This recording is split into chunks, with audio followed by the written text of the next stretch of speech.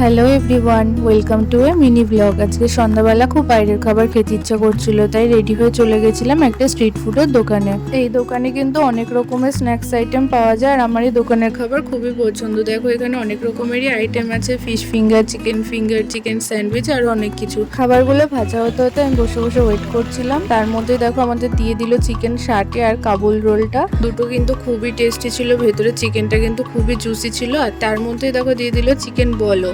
Chicken বলটার ভেতরে chicken পুরো overloaded ছিল আর খুবই জুসি ছিল। ওভারঅল আমার প্রত্যেকটা খাবারই খুব ভালো লেগেছে। আর এবার ছিল বাড়ি ফেরার পালা। আজকের ব্লগটা এই পর্যন্তই। তোমাদের ভিডিওটা কেমন লাগলো কমেন্ট করে জানিও, আর ভিডিওটি ভালো লাগলে চ্যানেলটি সাবস্ক্রাইব করে দিও।